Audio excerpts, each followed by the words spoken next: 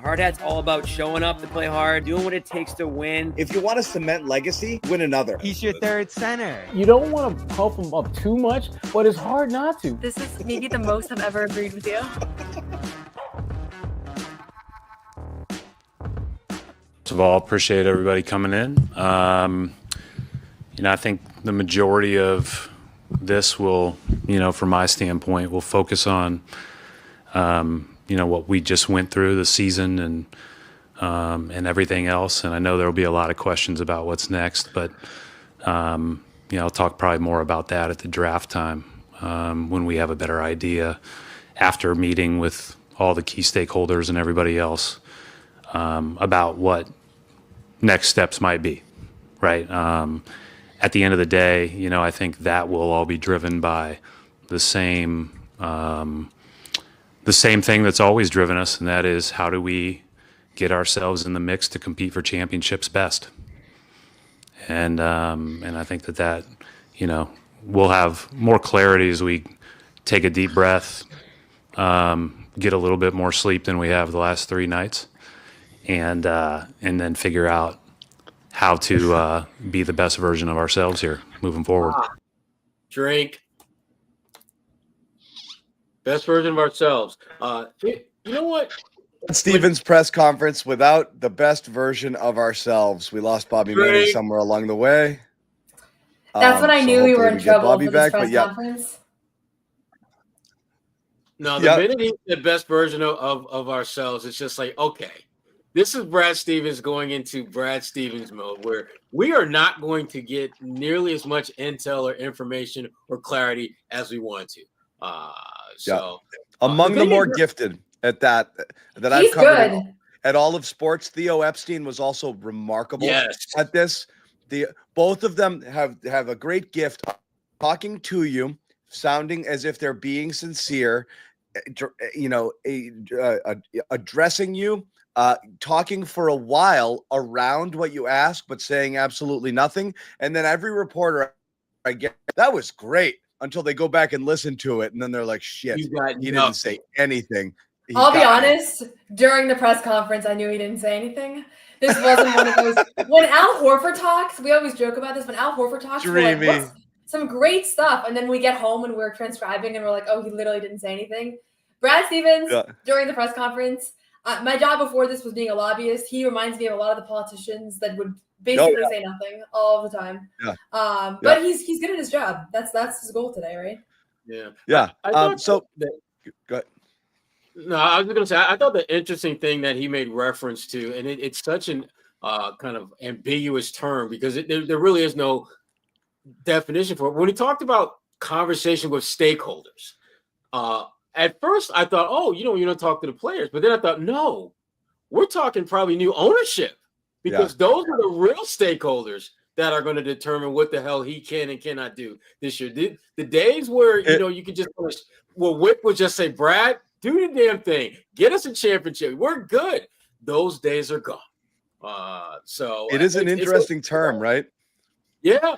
And Brad, I don't recall him referring to like their team as stakeholders before.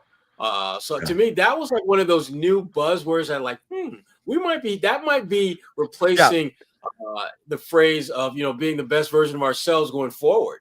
I got to talk to the stakeholders to make sure that this is what we're going to do. It's like instead it would be like we're going to sit down with Wick and Pags. It's almost like it's a consortium, we're going to sit down with the syndicate, with this new, whatever you want to call it. Let me upgrade my PowerPoint to make sure this is going to work. Yeah. This entity that involves Bill kind of involves Wick, some secret firm in places I have no idea where. It is a group effort, and the stakeholders are going to the board is going to meet and decide what our future is. The board has not met yet. Bobby, you're muted. I got somebody. Who's talking? He's still muted. He's still muted. He's the worst. And now he's really muted. Maybe he's not. Maybe the mic is not on. We'll get him. Go. We'll get him. We'll bring him back. Bobby, just put yourself back in when you're ready. It was funny though because go ahead. No, I was just gonna say before the press conference started, we were all talking about like all the future forward questions that we wanted answered, and we actually all acknowledged that nobody really cared about the past because it's just not as relevant right now. And so when he started with that, I was like, oh, we're not gonna get much here. Not only did he start with it, Noah, he reprimanded you guys later for not listening to him. Exactly. Yeah. He did. Bad students. Yeah. I will say though, I mean, you can read between the lines on this stuff. So like even if you didn't get a quote that is definitive, you can still read between the lines on most of these things. So I still and that's what we're gonna do. Yeah. And that's what we're gonna do. And Bobby, are you good to go? You want to come back in? Can Bobby come out and play now? Bobby. I'm back. You got me? Bobby can play. Yeah. Bobby can play. Let's go. Bobby, before I start running through some of the sound bites that we will kind of try to react to and extrapolate, what were you going to say before you got cut off? I was going to say, we didn't talk about that too much today, but that is the reality of the situation, is that there's a lot of stakeholders now. There's a lot of people who have say in this beyond even Wick and Chisholm. So you got the private equity, you got all these different owners that are involved here. I think it's going to be a lot more of a group say on what's going to happen here rather than Brad just having total say over what's going to happen. So I guess it is fitting that he couldn't say definitively anything here today, because I don't think it's going to be his say. There's going to be a budget, and then it's going to be what's the market going to say about the different guys that they can move here. And that adds uncertainty to our situation here too, trying to forecast what's going to happen. Yeah. What was funny? Go ahead, John. No, go. I'm just going to be an asshole. You go ahead.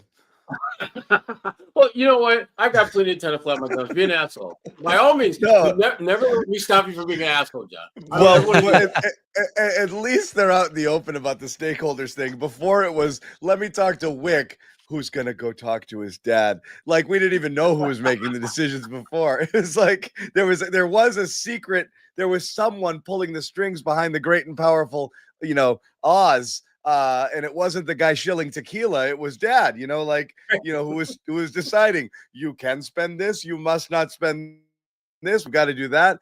It's a new set of rules. Dad, again, I'm not trying to be a jerk, but like Irv let them go wild with the spending for a couple of years. It's always been my contention since the sale was announced that this was sure, we'll do it, but we're not going to be around to pay the bill. And I think that they probably knew a year ago that they were going to sell. This didn't come about.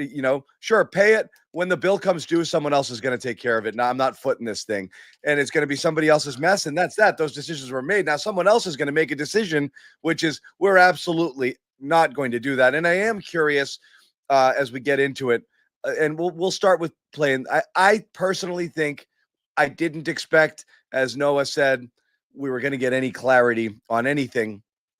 But I do think that the number one question is, do you have a mandate to get under the second apron? Is this something that's going to happen? And I know reporters tried about the CBA and what kind of their strategy and challenges. And again, he's not saying much, so we'll play it and we'll kind of react to what it is. To have a historic amount kind of committed to the corner plays. I know it's a unique situation, as you alluded to, of the transition. When do you expect to have an indication of what your limitations, if any, you'll have for next season? We'll talk about all that stuff in the next few weeks. Is that like, how tough is it? There's not just that uncertainty then right now, not having kind of indication on that. Listen, we've been talking about this for years, right? I mean, the CBA has been well known for years, and so there are penalties associated with being at certain levels, and we know that. And you just weigh that. You weigh where we are, you weigh everything else, and then you make those decisions. But those are, you have to have the clarity of a full season and a full playoffs. And like I said, a couple of good nights sleep, and everybody gets in a room and put your heads together and figure out what's next. The question, I love the real-time comment there. Come on, Brad. Come How on, big Brad. is that room? Are we talking like, room in the courtyard, or are we talking about like a ballroom? Because you got so many damn stakeholders. I just find it fascinating how this is all going to play out, because this is really uncharted territory for Brad. Since he's been in that position as the GM, he's kind of pretty much had his way to do whatever he felt was necessary to win. And now you're dealing with a completely different group of people, completely different set of, I think, standards. And the thing is, he's kind of in the dark right now about it. And You know, what's from another Brad, question I would ask today, Sherrod? Now that I think about it, I had a list of stuff we didn't ask. Is Brad in on this? Like, is he in this for the long term? Does he see himself here for 10 more years? Because I think that influences this too. he's going to bob and weave. You knew he was going to bob and weave around that question. I know. You, Yeah, but to me, if he's here for the rest of his career, it makes even more sense for him to go on a massive long-term play, John, right? Like if he's going to be here in 2030 and 2035. Is that his call? Will that be his call?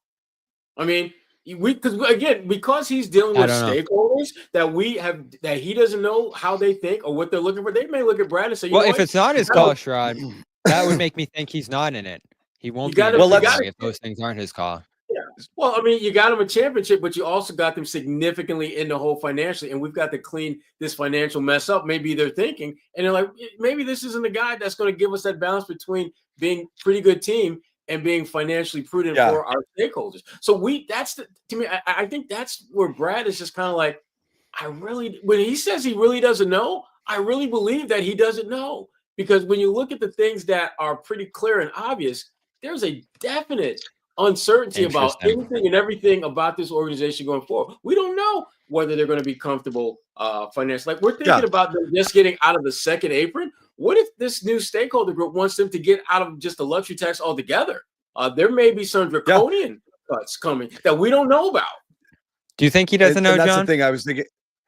Well, I was thinking like, the movie Office Space, for those who've seen it. It's like, I've got 8 bosses. How many? 8, and now he's got to go, he's got the Bobs have to tell him what he's going to do now. And I'm not sure. That's the thing is like, the only thing I'm certain of is that nothing is certain. So I don't think old rules apply. They'll be fine. They'll keep this guy. Brad's here forever. Joe is safe. All of that stuff. Like, I don't know that anything is necessarily true because of the new ownership. And anybody who's ever worked somewhere that has undertaken a new ownership group, you could be under the previous regime and they do not like you, or vice versa. And I've seen it happen. I've been a couple of places and have a total managerial and one ownership change, one complete managerial change, and you're all starting at zero again. It doesn't matter that the last guy liked you or wanted you or told you could do your job this way. So I don't know if anybody knows how it's going to go. And it's not beyond the realm of possibility.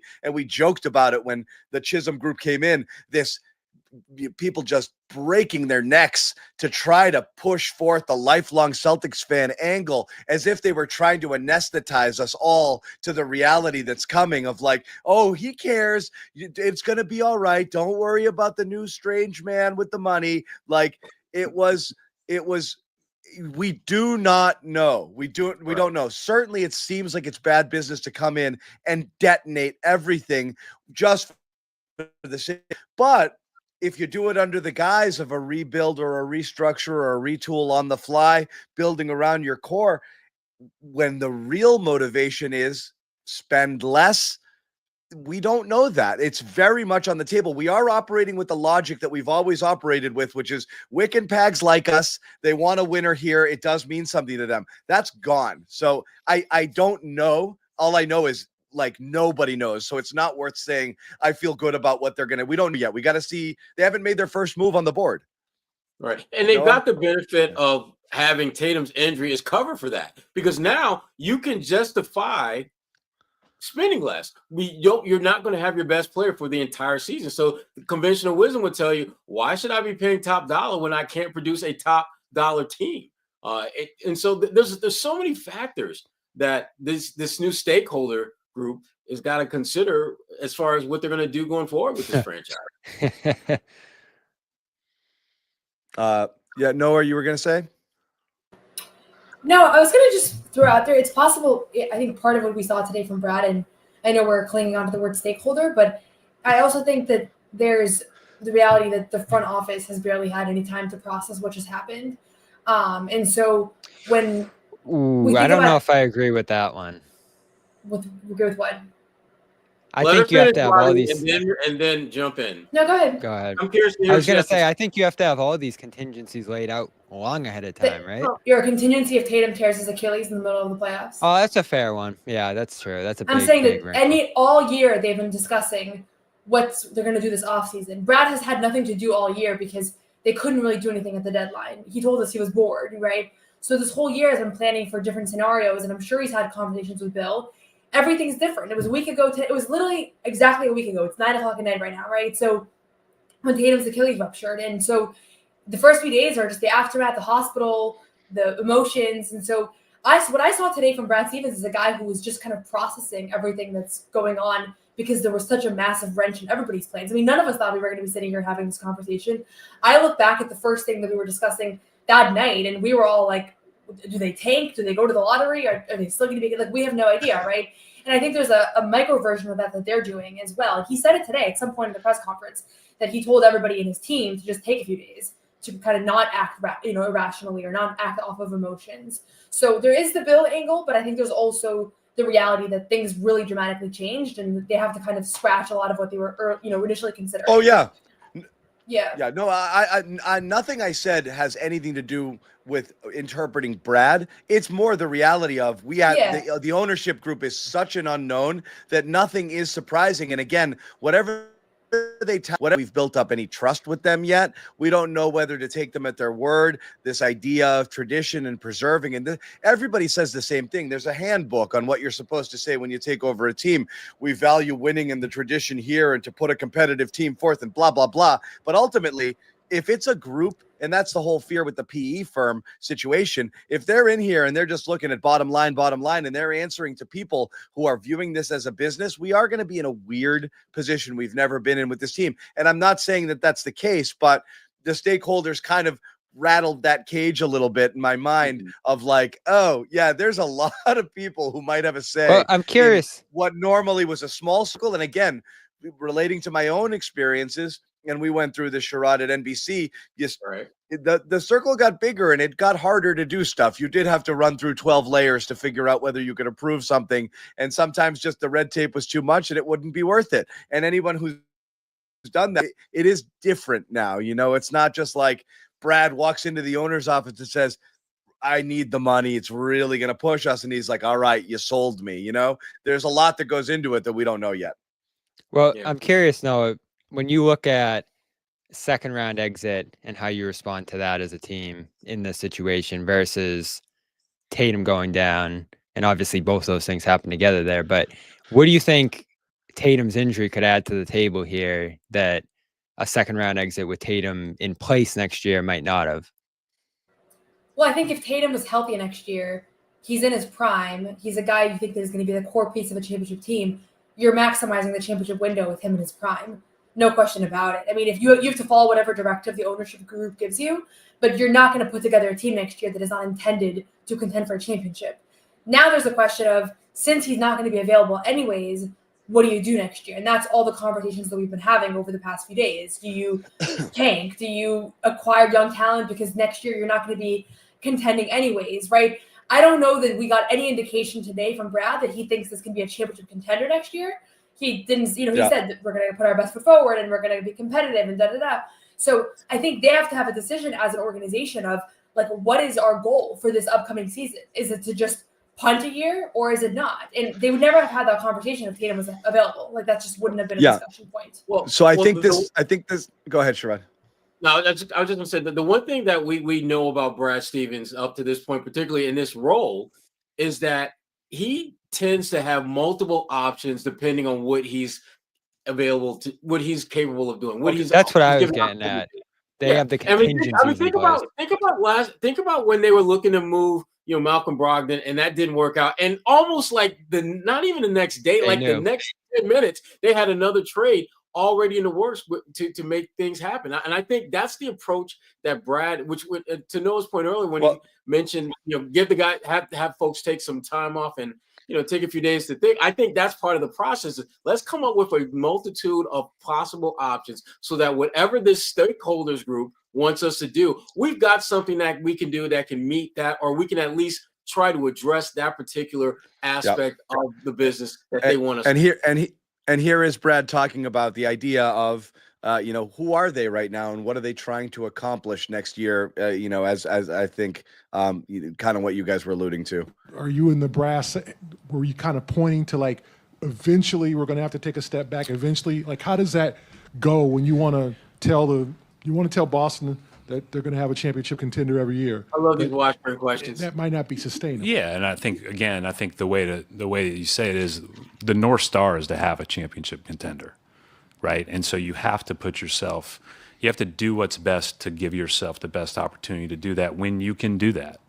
And so we just have to look at it all and decide, how feasible that is on any given year, and then make sure that we are, we're making the decisions accordingly. But the reality is like I said, we have a lot of good players. We're in a unique situation. They're all under contract. And obviously, as you pointed out, there are, several basketball penalties that will come with that amount of salary. And so we just have to weigh it all and make those decisions. And again, I'll have more clarity after we meet and talk and go through it. Is that possible to continue every year under the restrictions to have a championship contender, or do you have to? I never put a ceiling on a group of players. So, some years you put a group together that you think has a better chance than others, but we'll see how it all looks. But my goal is always and will always be to try to best position us to compete for championships. If Brad Stevens, my goal. If Brad Stevens were a Patriots fan, that's Brad's goal to compete.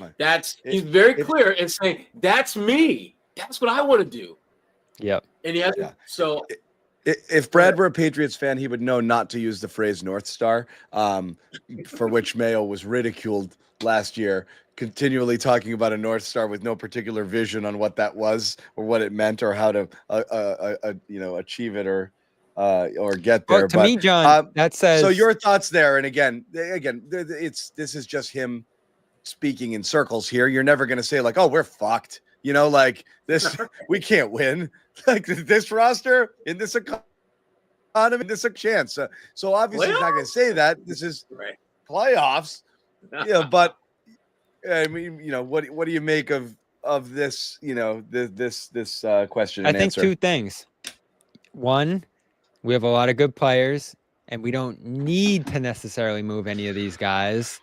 So you better come with a good offer if you're going to be coming for any of these guys. And then two, for the fans, we're still going to have good players remaining, and we're not necessarily going to bottom out here. We might be better than people think when you look at the final product here. That's what that said to me. And that's how I feel about this generally. And I think everybody has to look at it this way, is there are going to be people gone. There should be good people remaining, I would think, unless it's the full teardown thing you're potentially imagining here, John, which I still don't foresee. It's not a teardown. It's not a teardown. I can't stress that. So you enough. think it's selective? It's not a teardown. It is what gets me where I want to get to at whatever time that is. And it could include taking 2 steps back now or 1 step back now. Just as long as you believe that the pathway is there, the worst thing in my opinion is to hold and pray. Like, I don't love the "in Brad we trust" thing because I think it's naive to just think he's going to pull miracles. They're facing an economic reality, as I said, as the bill comes due at this point, they're going to have to shed salary without much in return. And they have to factor that into whatever that their roster is going to look like a year from now, 2 years from now, 3 years from now. So you have to look and see, what does it look like? It's not the tear down. It's the quickest path to a rebuild or to getting back to prominence might be to sell off as many parts as possible if you can get value in return for them, with the idea that in 2 years from now, I'm going to be well positioned, not only then, but for the next 4 or 5 years of Tatum's, of the remainder of the remain. That's what I think you're looking to build around. So it's not a teardown for the sake of teardown, and it's not Philly, and it's not the process. Not by any means. You're going to hold on to 2 and 3 all-star caliber players, most likely. Most teams that tear it down don't do that. You just happen to be without one of them next. you might happen to be without one of them next year, but you're already talking about giving people away for very little. That's why I always go back to what has value. And anybody who's ever done this, we've all played fantasy football. Like, you're not trading a bunch of wide receiver 4s for your RB1. It's gotta hurt. What you give up has to be painful now, or you're tanking, or you're in a keeper league. I'm gonna reload for next year because this season's over, and I'm gonna trade something I really don't want to get rid of. Trades are painful. You lose stuff that matters, and that's what gets you good stuff. I think, like I said, I think we are a little conditioned to win every trade so resoundingly that people are reluctant to do that. But that's more my thinking, not a tear down, not let's just tank and go into it and just get draft picks and pray that one of them is Jaylen Brown or Jayson Tatum. That's hard. That's hard to do. You just have to amass enough assets, and you can cash one of those lottery tickets that you happen to hit. And then you do have some ascending players to put around Tatum who are cheaper and controllable, as opposed to the situation you're in now, which is, as Brad said, a lot of good players under contract. That's a good and a bad thing. It's why they won, and it's why they're in the position that they're in. Well, I think whatever they do, it's going to fall somewhere between that spectrum between rebuilding and retooling. I think that's the sweet spot for them, because they're still going to be a playoff caliber team when all this is said and done. Even if they pare this thing down to where they're just a luxury tax payer, they're still going to be a really good team. They're still going to have some really good pieces. And that, to me, ultimately is one of the options that I know Brad and his team are going to be, making that known. But again, this ultimately comes down to what are the expectations of the ultimate X factor in this, which is the new ownership group. What do they expect Brad to do? And Brad, in turn, and his team has to figure out, how can we meet what their needs and wants are with our goals? And Brad made it very clear what his goal is. His goal is to have a team that is competing for championships. And that's going to be very difficult to do, balancing that need and desire with the reality of what their roster looks like from a construction standpoint going forward. Because remember, the type of people that are now part of the ownership group, they want to get paid. They absolutely are invested in this team because they want a profit, not a profit in terms of feeling good about being part of the Celtics legacy and history and all that stuff that you knew Pags and Wick were all in on, but they literally want to get paid.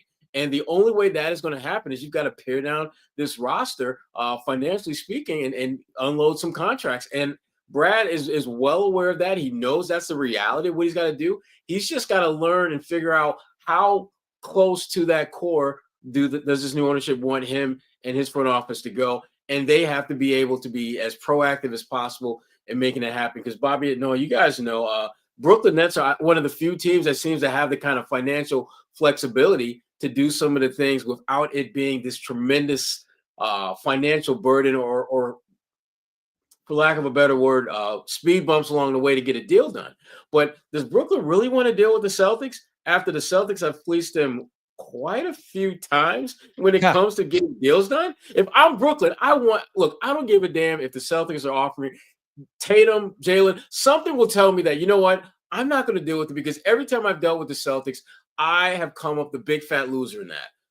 And so for the Celtics, it's going to be hard to get a lot of deals done because there aren't a lot of teams that have pieces that they'd be interested in, and conversely have the kind of flexibility financially to take on some of these contracts that the Celtics are going to be looking to unload. And that was Danny Ainge's reputation too. Like, when you keep winning trades, people start to get nervous when you call. Like, I think that is definitely something that, is associated with the Celtics team and with Brad Stevens. And honestly, when he was talking today, I was thinking about how much of this is he talking to us, how much of this is to the fans, and how much of this is to opposing teams' general managers who are trying to. I think there's a little bit of that too.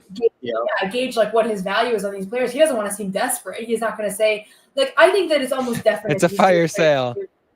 Right. He's not going to say, like, I have a directive actually that we really need to get below the second apron. But I think we all kind of know that. And there's just, there's quite literally no advantage to him being explicit. And that is a competitive disadvantage if you want to get stuff back and you're out there shopping guys, knowing that you have to offload money. There's no teams, and I think someone who asked a question today alluded to that.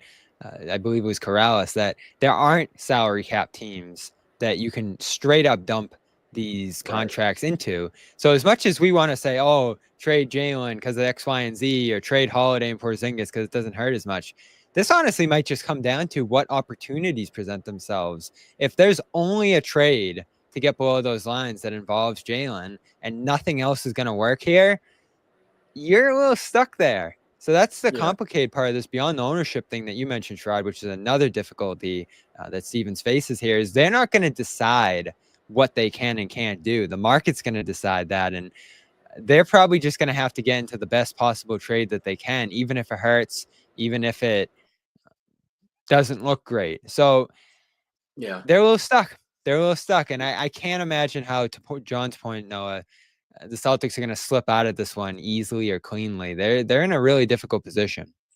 They are. And it's not going to get, and teams are not going to make it any easier for them. The only silver lining, or I should say one of the few silver linings I'd say the Celtics have, is the fact that what we've seen really in recent years is the ability for teams to kind of replenish themselves and retool and become a title contender fairly quickly. Celtics, they're going to have enough pieces where they're going to have a nice core going forward, regardless of what they do in terms of trades and things like that. And if they hit the jackpot and get a late first round pick who winds up being a legitimate starter for them, they could easily be back in the position of being a title contender.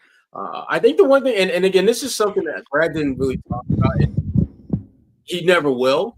But the window to win a championship with your core group is like maybe 2 years tops now. It feels like when you look at the Denver Nuggets, 2 years. You look at the Celtics now. That window seemed like it was going to be open forever, and it's literally shut, right? Just like that. You look at Minnesota. You look really the only team that you can look at that's among the top tier teams in the NBA that seems to have a clear window that's going to stay open for a while. It's Oklahoma. I mentioned that to Joe Sway this morning, Sherrod, because you asked me in March who's going to win more titles over the next 5 years, Thunder or Celtics, and I was like, Celtics probably in a better position this year, but next 5 years, you're probably seeing more Thunder championships. Yeah, because the guys that they have in a rotation that have to, they can move on to other teams. They have the ability to get high draft picks or first round picks for that matter to replace them, and they've nailed most of their draft picks, no matter where they fell into the spectrum. So, yeah. Well, the downside to being a team like the Celtics and having the new CBA work really hard against super teams or being able to sustain a team like that is also what might be able to expedite their return to prominence, because it's going to keep other teams down too. So again, that it's a shorter cycle now if you dip and kind of fall back and then come back through. Not quite like you see in the NFL, which is basically a socialist republic, and they're trying desperately. I mean, it is. They're desperately to make it easier to come back up with the higher draft picks, the easier schedules. The way the money works out here in a hard cap, it's impossible to stay up for too long unless you are drafting brilliantly. So, again, that is a thing that could work in the Celtics' favor here. Other major issue, in addition to the CBA and the coaches and what they're planning to do next year, which is what we're all most interested in, is the Jaylen conversation. A few questions on Jaylen here in terms of surgery, recovery, and what's going on with him. Here's Brad talking about Jaylen Brown. And at the same time, we also, he saw our team docs and a couple of other people, and as he even said a couple of weeks ago, the knee's in a good place structurally, and so I think he felt comfortable getting out there and going after it, and hopefully he'll feel better after being off of it for a couple weeks here. That's the unfortunate part, is we're done in middle of May, but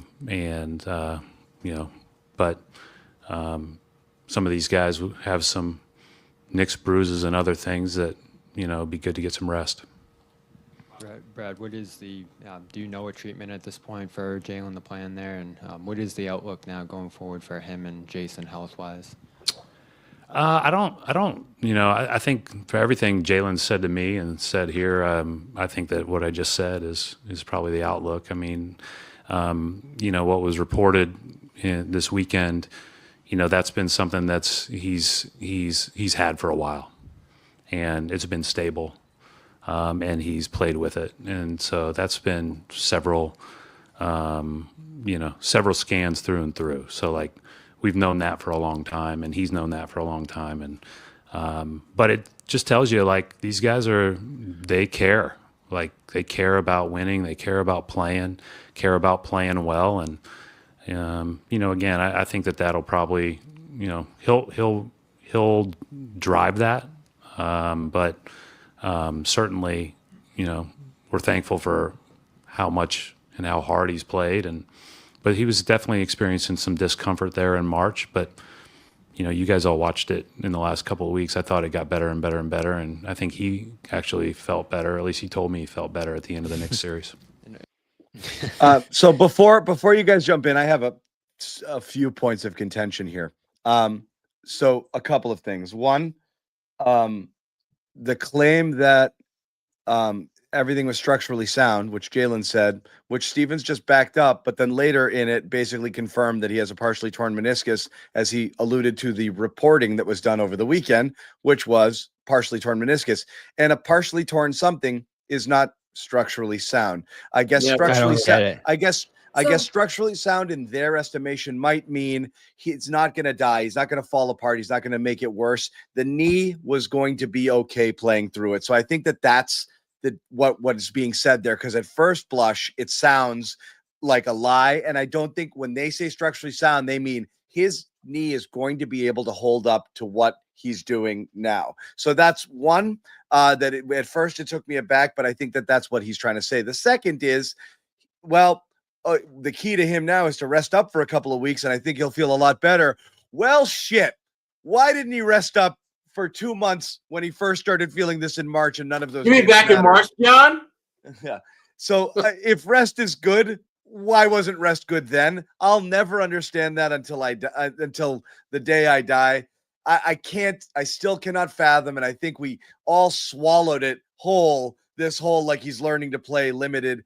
I don't think he needed to play through March and April to figure out how to play on a knee. I think he needed to rest that and then hope for the best, feeling as good as he possibly could feel in the playoffs. So I find the whole situation odd, but also, am I missing this, or does it sound like they're leaving it up to Jaylen? And right now it feels like they're not going to have surgery, rest and see how it goes.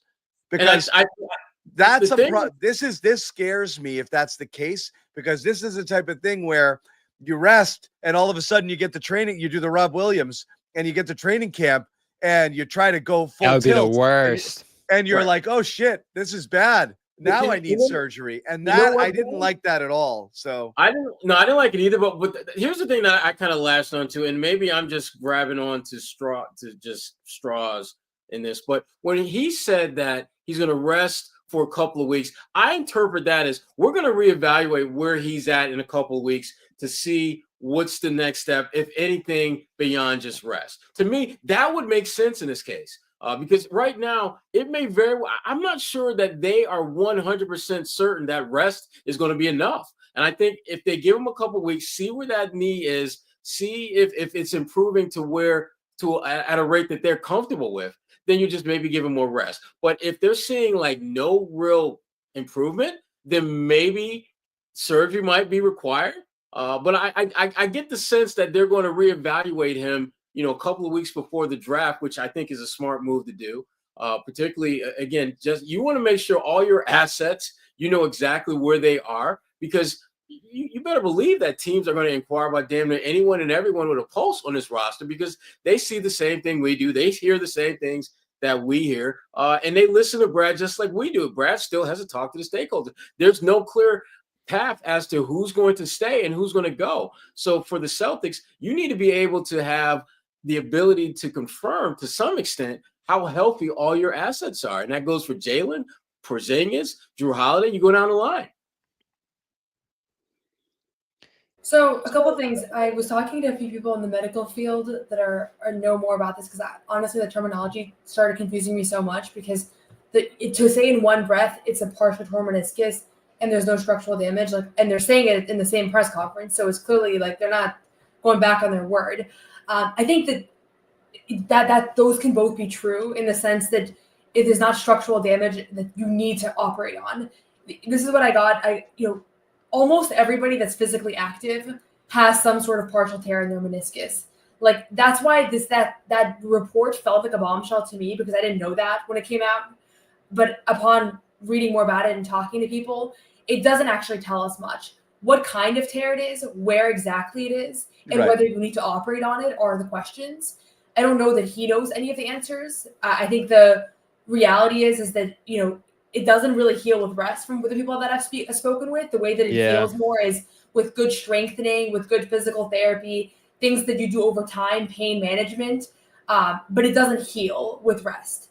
And so, to your point, John, about like, why did he not rest? He's not going to heal in a few weeks. I don't know why Brad made it sound like that, but that's not how this works. The idea that he'll feel better, but when I say rest, I mean rest and rehab. Like, if you shut it down in March and come back in May, and you have 2 months of rest and rehab, I mean, what are we talking about now? You're going to shut it down in almost June and then have 4 months of rest and rehab with no surgery. Yeah, you're kind of in the same, like, obviously it's longer, but the idea behind, if it's one of those things that isn't going to require surgery and it is structurally sound and they are going to rest, rehab, strengthen, and then get back to it, I feel like you could have gone a long way towards getting there if you'd sat your ass down when you first started feeling it, as opposed to trying to power through. So I don't fully get that, especially if now that's the chosen treatment path.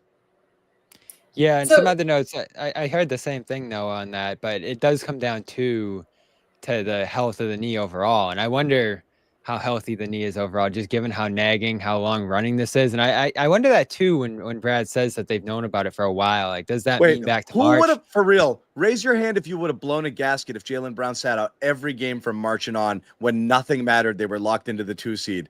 No, we had that debate at the time. I think it was a 99% of fans were like, yeah, sit him. And then a few people were like, okay, he's learning to play through it. I think everybody. Do you guys remember when Jaylen had that kind of tell-all press conference where he was like willing to answer knee questions? There was one press conference. It was after the Phoenix Suns game.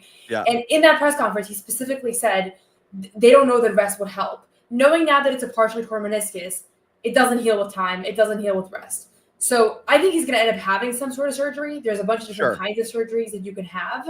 I also think that Brad downplayed whatever it is that Jaylen's dealing with right now, because why would he not downplay? He literally downplayed any injury today because that's literally his job. But I don't have any reason to think, knowing what we know now, that in March. So you still think surgery? I don't know. I'm not like I'm truly not going to try to predict this one. And I honestly I was going to write it up and interview somebody, but a partially torn meniscus can be 100 different things. So it's just like we still don't know anything. Basically, what I thought we finally got the intel on what this knee injury is, because Ramona Shelburne had an ESPN report. We actually are kind of where we were with the right knee impingement term that meant nothing, because this still doesn't mean anything. I will say, Jaylen told us that he was feeling better before the Knicks series and that he was nearing 100%, and he was off the injury report for that entire series. And Brad said that Jaylen told him at the end of the series, I felt all better. Which, you know what? I didn't think he looked worse. He didn't have a great series. Nah, that was gamesmanship. What do you mean? That was gamesmanship. I said it during that press conference. It was, at this point, I'm pot committed. What's the point of putting me on injury reports on and off when I'm going to play? And I don't want the Knicks to think that I'm limited because I'm going to be asked to do stuff. I don't want to be picked on. I don't want to be isolated. I don't want them to sag off. I want them to play us straight up. And again, a lot of teams do this. I think the Patriots, to me, it's always the more confident you speak, the worse it is. And the Patriots were masters at this when they had Tom Brady entering the Super Bowl with a badly sprained ankle. He could barely get out of bed. They would tape that thing up like crazy. They put him out at practice, not put him on the injury report. He could barely walk. And Rob Gronkowski was the same before the Super Bowl in 2011. That's a common thing, and I think that's what they were doing here. He didn't look any better. We saw he couldn't dunk. Yeah. Okay. I mean, obviously that's a potential. Go ahead, Noah. Obviously, that's one of the potential theories, right? We know that at the time, that anytime they say anything during the playoffs about gamesmanship. I also don't know that Brad lied to us today when he said Jaylen told me he was feeling better towards the end of the series, when Jaylen was not really as restricted in that series. He just still didn't look 100%. He did look a lot better than he looked a few weeks prior. So I think there's the potential that he was improving throughout the postseason, which would be useful to know in the sense that if he's improving throughout the postseason, you don't want to have elective knee surgery. Nobody wants to have an elective meniscus procedure. Like could be the beginning of a lifetime of meniscus procedures. So I don't think it's like the idea that they're trying to wait it out and avoid potentially operating right away is like, oh, let's just leave it to Jaylen and he's going to be reckless with this. Like if you're a professional athlete, you don't want to have knee surgery right away. Like that's just not like you're not. No, I know, but I get that. The athlete might not because of what's associated with it. Jaylen's not the first person to run it. Jaylen's not the first person running into this. And again, using cross sports references, Kurt Schilling, when he had his bloody sock situation, he and the Red Sox beefed like crazy, surgery, no surgery, in terms of what was wanted and what was best and what was needed for the team. So naturally for Jaylen, if he's thinking long-term, I don't want to do anything to compromise. And there's nothing wrong with that. We actually didn't love that Rob Williams might have rushed into something that could have compromised him going forward. Again, we don't really know what was going on there. I'm saying from a fan perspective, a fear here is that Brown opts not to have the surgery because that's his right. And as you said, no one wants to do that and have elective surgery if there's another path out, but rolls it too long into the offseason where he realizes at the beginning of next season, like I said, with Rob Williams, first time he tries to go hard, he's like, oh crap, not great. They scan it, they do whatever. And they're like, yeah, it's unavoidable now. And then you've lost the season. You've lost a huge chunk of it. And that's a real fear if you're going to slow play it. I think fans would feel better knowing that like there was a set plan. Doesn't mean they're doing the wrong thing. It's just from a comfort standpoint. I think a fan would rather be like, oh yeah, we know exactly what it is. Easy procedure. We'll go in, clean it up. He should be fine in 4 months. And that would be like, great. So we got you. And I think that's the reality of meniscuses. I think that's that's why I hate that injury because it's so complicated. You don't know what it is till you go in.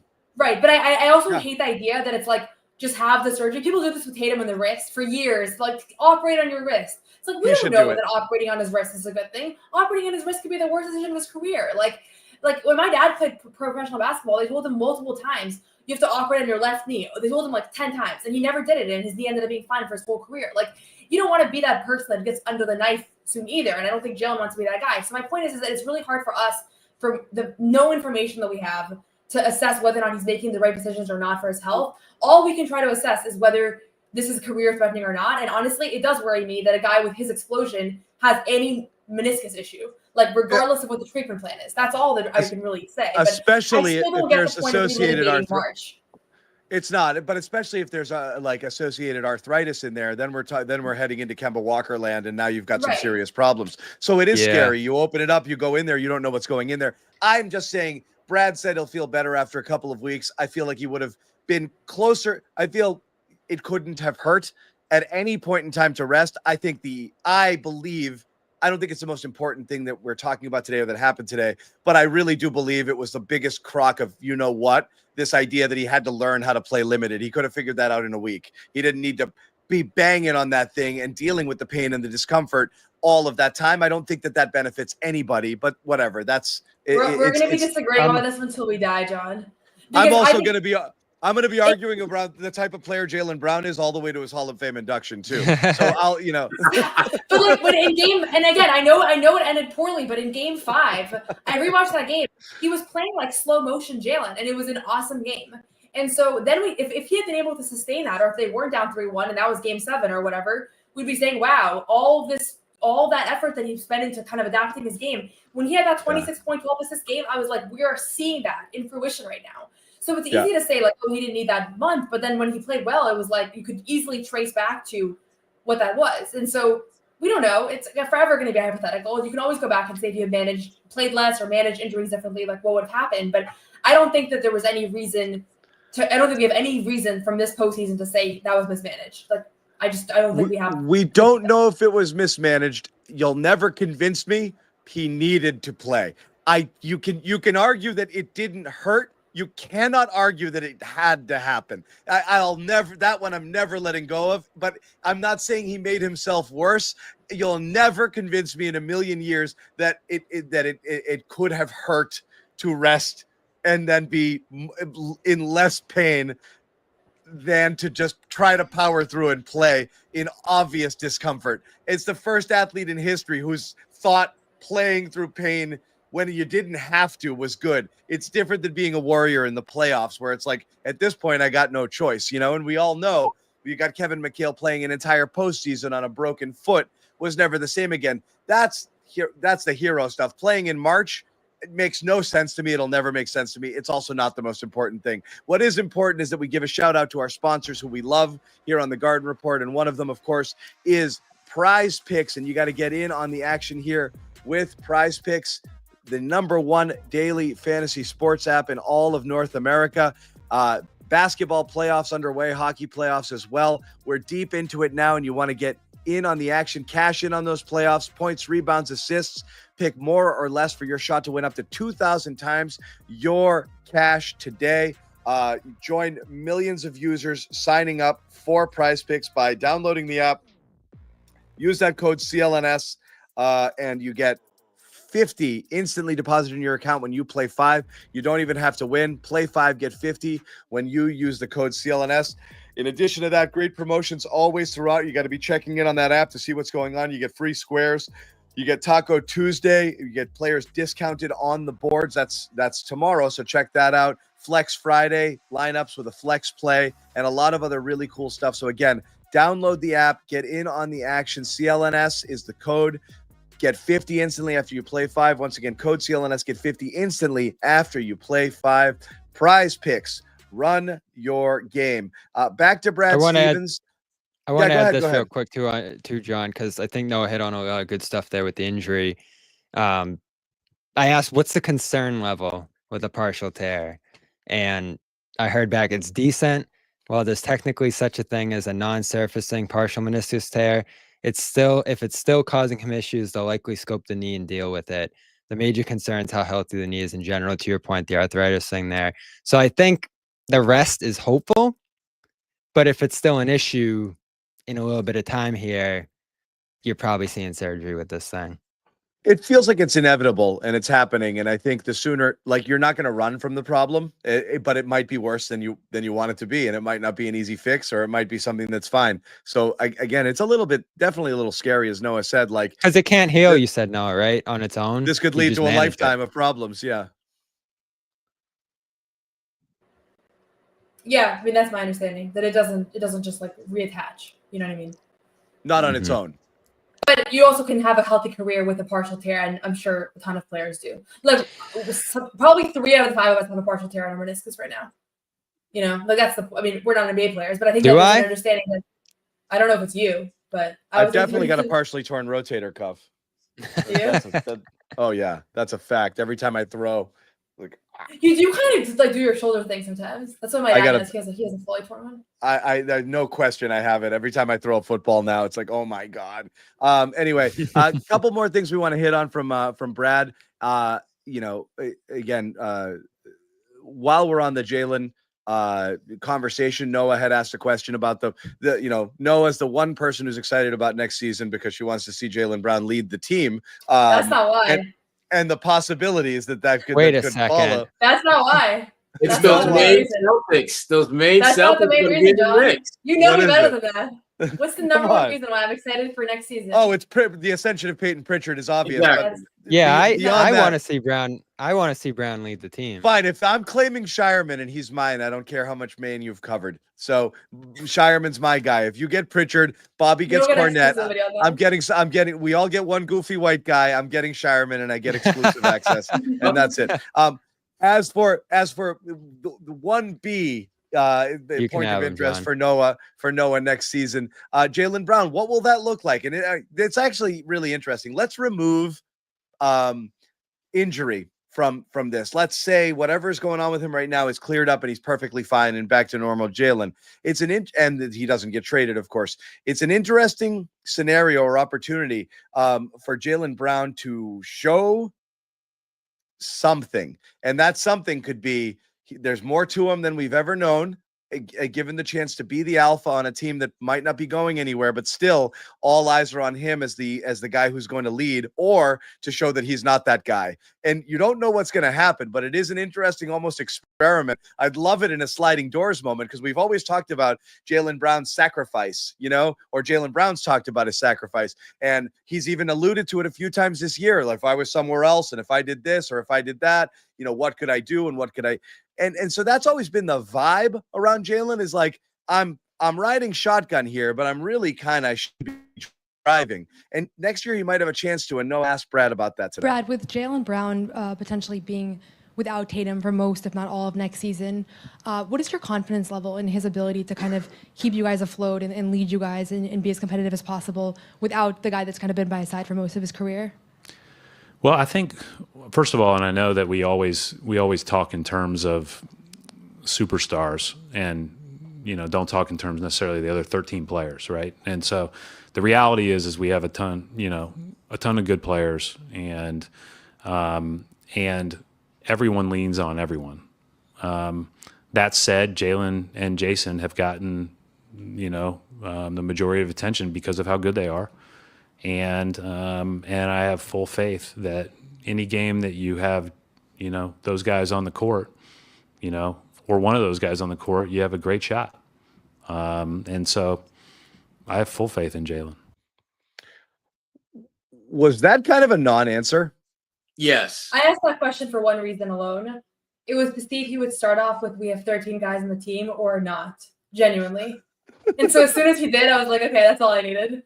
I don't think he really thinks that Jaylen's going to be the cornerstone of this team next year. And so to me, it actually made me think that, no, I think he views him as a piece and maybe one of 3 guys that are going to be leading. But he could have said, like, I think this is a great opportunity for Jaylen, and he's going to take another leap.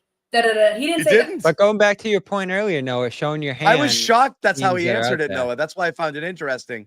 I was shocked that's honestly, how he answered. To me, the answer would have been yeah. No, it was just when I went back that I was like, he really did do the whole like 13, because I was thinking about if I wanted to ask that, and I was like, what's really the point? He's not going to be like, I don't have faith in Jaylen. But the point is to see if he immediately started off with kind of delineating all the other guys and how it's not about just the 2 guys, which is true. Like we all know, like you said the other night, John, like they didn't win the championship because of Tatum and Brown, but you could have used that as an opportunity to kind of gas him up a little shocked. bit. He didn't. Yeah. I'm shocked.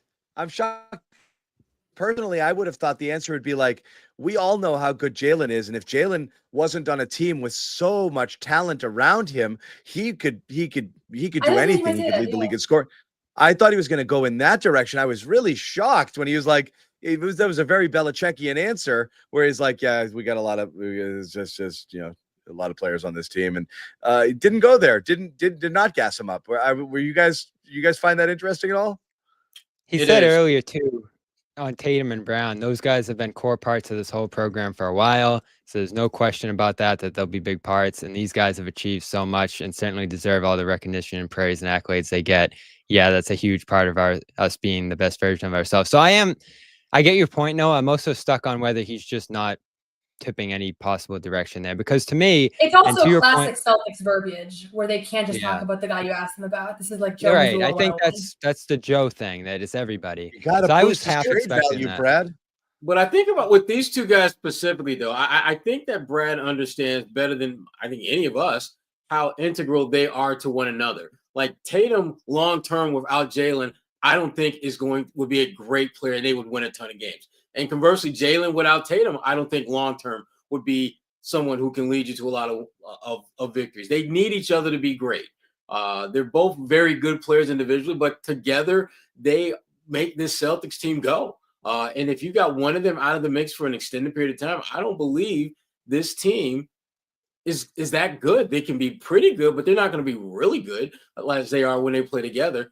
And I think Brad, in his mind, isn't going to, whenever he's asked about one or the other, I don't think he's going to play the game and give you that great soundbite about one, because he knows that for this team to be anywhere close to, here's my drink, the best version of themselves, he's going to need them both. Yeah, no, and I asked Jaylen about it. I asked Joe about it, because again, that to me is so intriguing. Like, I love that story, and all of them pretty much said the same thing. It's everybody. Even Jaylen shook it off and was like, "I'm just going to be Get out of here, myself." Like Amit. there was no Amit, are you playing messing up. with me? There was no playing No, up, John, of this being the Jaylen year where he comes and saves the day. So I don't know what to make of that. They're going to explore everything, and that's what it's about, right? Like, I don't think any of us think that they're going to go into this offseason and say, we're not even thinking about moving Jaylen. We're not even going to consider it. Don't even call us. They're going to consider everything. So I think that's why they leave the door open to anything. And Noah, to your point, if 2 months from now, 3 months from now, they trade Jaylen, and then we go back to a soundbite of Brad saying, "Oh, he's going to get us through this. We love him, blah, blah, blah." Like, he doesn't want to have that be there. So I think you just give a plain answer like that, give him credit, move on, don't reveal too much in that moment. And yeah, I knowing Brad, and to your point earlier, again, Noah, does Tatum change anything here? If there was no Tatum injury, I'd sit here right now and say Brad's never going to trade Jaylen. His thinking, and he even said it in this press conference, is that when you have those two guys as a baseline level of success, you're going to have. And I feel like covering Brad my whole career, that's been his overarching mantra: is keep Brown, Tatum, figure out everything around them. They're the ones that keep you competitive. Now that Tatum's out of the picture for some amount of time here and things get expensive with those two, does that change? I don't know, actually. Well, Noah, let me ask you. Brad's not answering the question the way the way you'd, I don't know if you'd hoped, but what's your thought on Jaylen, with the hypothetical being fully healthy Jaylen without Jayson Tatum and enough around him that it's not like he's looking around and he's playing with, deep bench guys. They're on a partial teardown where they do sell off some parts, but not all. But Jaylen is your alpha. How do you see him managing this roster without Jayson Tatum and with probably at least one or two other pieces missing? How do I see Brad managing the roster in general? No, Jaylen. Jaylen as the guy with less around him. I think it's going to positively surprise people. Like, they're not going to be as good as they were this year. But just Jaylen himself. Yeah. Yeah, I think that he has another level of his game that he's going to reach. It's a slower game. Like, it's shades of game 5 a little bit, like just a little bit more of like the playmaking that I know people don't think that is a strong suit, but I think that he has if the ball is going to be in his hands more and he's not going to be forcing the issue. I hate to say this, but usually when he struggles the most is when he kind of wants to get his, or like he hasn't had the ball in his hands in a while. And a lot of times, like, think about how many great games he's had where, like, at the end of the day, who takes the last shot? It's always Tatum, right? And I think that has kind of that has molded a lot of the bad habits that have frustrated people over the years. So maybe I'm totally wrong. Like, maybe that none of that will play out the way I'm envisioning in my head next year. Like, I can't say it with 100% confidence. But I have my gut feeling, and having watched him play his whole career, is that I think that he has another gear that he'll actually step into next season, and that it's worth a shot because you already have him under contract. He's the most talented player you have under contract next season. And it's not going to be all on him. It never was, and it's not all on Tatum either. Like, I feel the same way about Tatum alone. Like, not the exact same way, but like you're going to need those other guys to step up as well. So I don't disagree with Brad. I was just more curious to see what his initial like instinct was going to be when asked that. Yep.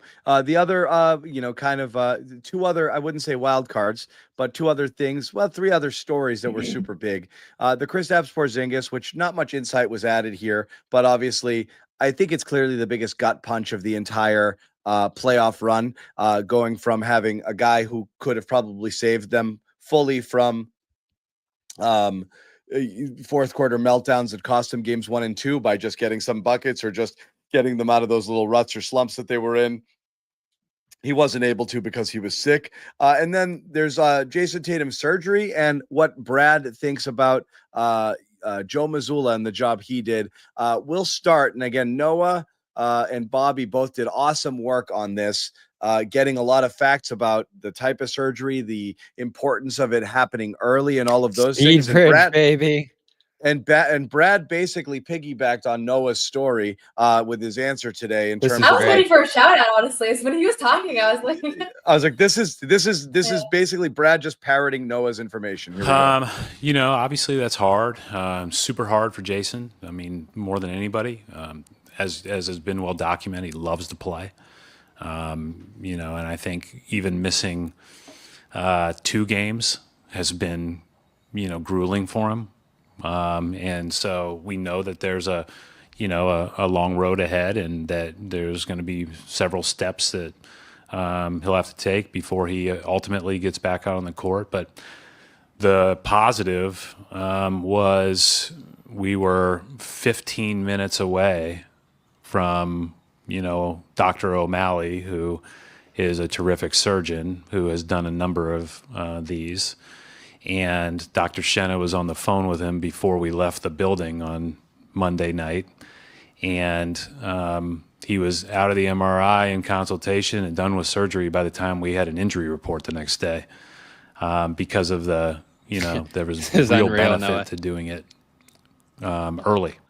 And so it was as tough as that injury is, and as tough as it was that night, just an amazing set of circumstances, and an amazing thank you from our organization to, all of the, Dr. O'Malley, the nurses at HSS, and everybody there, and the hotel that we were staying in, and the accommodations they made Jayson feel comfortable in, and just I thought it was about as good of a transition and about a bleak, of a feeling as you could have.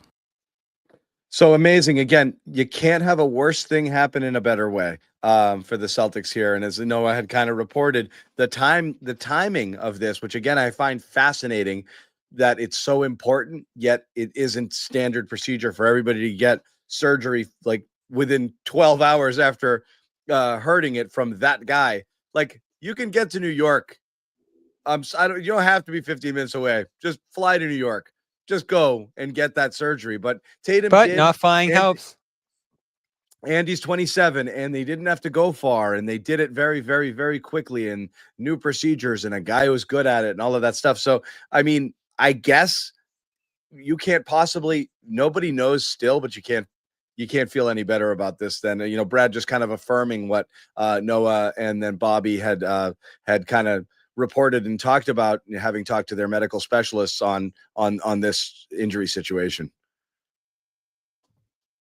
Yeah, I still think there's a ton of uncertainty around his timeline. It's just like the chips are in his favor, but it's still, the timeline that I've been hearing is between 7 and 15 months. Like, that's just a ridiculous range. I can't think of another injury that has that much. That's like one of those snow forecasts, like 6 to 18 inches. That doesn't tell me anything. Yeah, so it's tough. Yeah. Like, from what I understand, in 4 months or so, he'll have gotten to the point where they'll have a sense of whether or not he is, he has a realistic chance to return next season. And if he doesn't, they'll just punt it. But there is a chance that he might be ahead of schedule here, and so they're gonna, I know fans are like, keep him out of next year for sure. Like, no chance, starting in 2026. If he's ready to go and he's healthy, you want him out there because there's going to be a psychological barrier as well. So I don't think there's any reason to overdo it, but I think that at this moment, despite the fact that all the conditions seem favorable, it could still be, anything could happen. It's still so uncertain.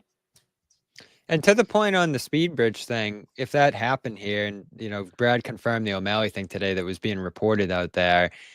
When I heard O'Malley, I made that connection because that's a guy who does that kind of surgery.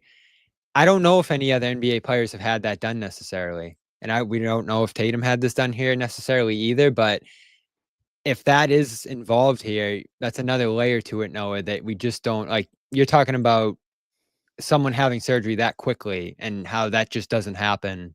And we don't know how that could impact the surgery and how you recover from it. If this is something that was involved here too, we might be shocked at how quickly it could happen here. But I think you mentioned this, even if you're coming back quickly and you're in position to come back quickly, coming back quickly might not be the best move because of the chance of re-injury. And that's what you want to avoid above all else. So that's where I think people who want to see him stay out longer here or be on the cautious side, that's where you're probably hoping to see that, because there's no reason to rush it next year. I don't think anyone would be disappointed if he doesn't come back next year. No. Again, low key, because I'm a bastard. The nightmare scenario I talked about, Jaylen Brown entering camp and realizing then he needs surgery, actually is a dream scenario for me and my secret tanking desires. So I wouldn't. I have no problem punting all of next season. None.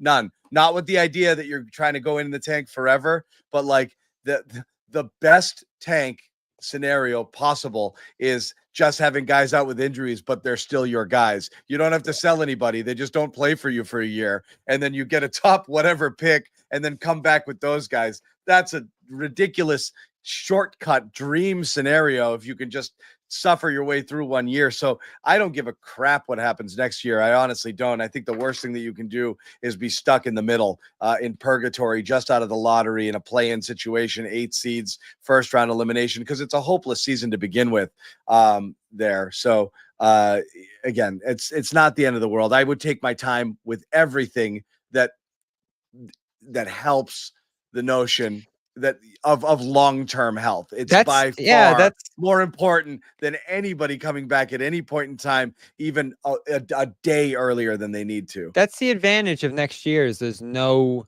it's gone already. Expectations. Yeah, you can be careful with everybody. Which, the focus has to be beyond next year and putting Tatum in the best position to succeed beyond next year, even Brown, who again I think should be part of this thing beyond next year, is the priority. And that becomes part of the challenge of figuring out exactly what to do with this roster, because as John pointed out, the worst place to be is in that 5, 6, 7, 8, actually 6, 7, 8 space. It means that you're going to get to the playoffs and you're not going to be able to use the draft to get you a marquee player. And that's one to me. I think that's where it gets it's going to be very interesting when Brad Stevens and the stakeholders and all those folks get together to figure out what the plan is going forward. Because again, you don't want to go in full blown tank mode, but at the same time, are you? If it happens, yeah. If then you have. Are you okay being in basketball purgatory? Are you okay being in basketball purgatory for a year where you're in that 6 through 10 range? Yeah. And then Noah gets to cover the main Celtics without a 90-minute, without 3-hour commute back and forth, which is great. They're just here. They're already here. They're already here. There's nothing wrong with that. I love that. I would love it, actually. I'll ask you this too, Noah, because of stuff we're trying to glean from today, and even a couple of days ago when we talked to him. Horford's name didn't come up today. He's a free agent. Luke's a free agent. They were both non-committal to this thing. How much of their decision you think is going to be how much of a competitive chance does this team have next year? Because I remember Luke last year taking the minimum. It was about coming back and trying to win the championship and trying to play with all these guys again. Well, now all of these guys won't be back, and now all of these guys might not have a championship opportunity next year. So does that factor into Horford and Cornette's decision? I think for sure. I mean, the premise of Al and Luke both taking below their market value, which is, I think, my assumption for what was going to need to happen, rests on the idea that this is a better situation than anywhere else in the league, which this year it was, right? You're the defending champs. You're bringing everybody back. Why would you not want to be a part of that? And I don't think that any of them regret it, because I do think that it's a very, close-knit group and they had a good opportunity and all that. But do you do that again? I would honestly be more surprised for Luke to do that, because Luke has never gotten his payday. So at a certain point, like, the guy can't keep taking veteran minimums and being a way below veteran minimum player. Al's made plenty of money in his career. So if Al feels like I'm going to sign a 2-year minimum deal and come back for Tatum's return season and be here as a leader and a steady voice, and maybe I'll get into coaching. Like, I don't know exactly where his head's at, but it was very obvious that when Al was speaking to us the day after that, he was very much devastated about this loss, and you could tell that something had shifted. And I thought that the second I saw him in the locker room after the Achilles rupture, that you could feel like his whole career flashing before his eyes, not just Tatum. So I wouldn't be surprised. I mean, the more I think about it, the more I could see either of them leaving, more so than I did a month ago. But I honestly, I really don't know that Luke's going to come back. Like, sorry, I hate to say this probably, but I don't know how they keep him, considering how expensive he's going to be. Oh, too soon, Noah.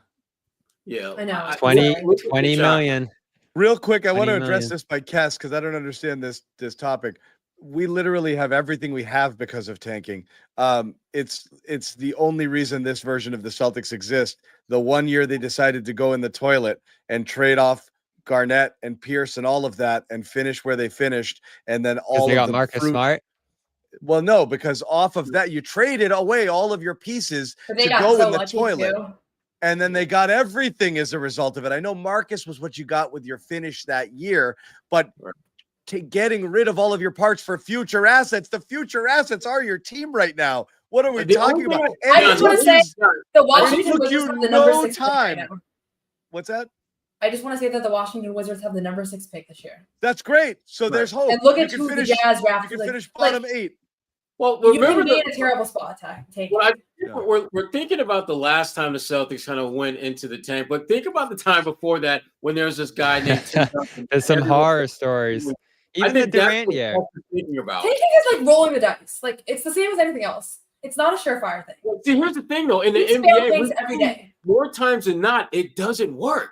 When you intentionally play with the basketball gods and try to tilt the scales of basketball justice in your favor, it usually blows up in your face. We've seen it happen in Boston. You're not, but when it happens organically, it just happens. Like nothing about what you're saying is organic, though.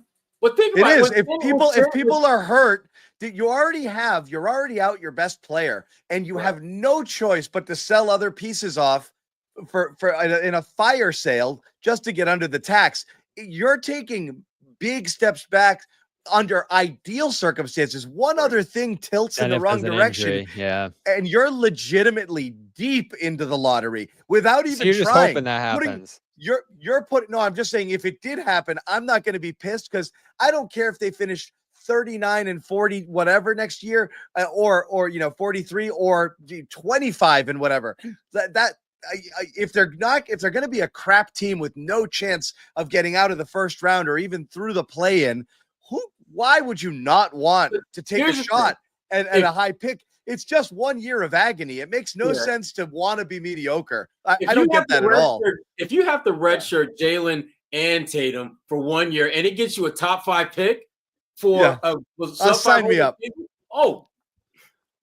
Yes. To me though, sign me up faster than the Alman Thompson deal, Noah. Okay, even faster.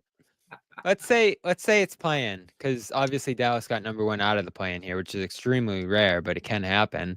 You're still in the lottery if you lose in the play-in, and if you fall a little below that, that's not going to happen. You're still a 10th pick. No, but to me, John, if you're not going to be number 1 in the lottery, which obviously you're not going to be next year, even under some of the worst circumstances, be 10, be 15. Like, those are still valuable positions on the board, and you're continuing to compete, and you're not having this demoralizing season for some guys who might be part of this thing beyond next year. I think there's value in it. Those bad years, John, are so disruptive. And to use your Pats comparison, because I think this is absolutely going to be the case, the Patriots are going to really struggle to get out of that hole. Like, that year they had, those couple years they had going from the winning to just this horrifying losing, that takes a long time to recover from. You don't just have great stuff happen from the losing and then go, all right, time to win. It literally happened last year. It literally happened to the Washington Commanders, who ended up in the championship game in 1 year. It literally happened in 1 year. It happens in the NFL in a year all the time. All the time. Teams flip. The Houston Texans flipped in a year.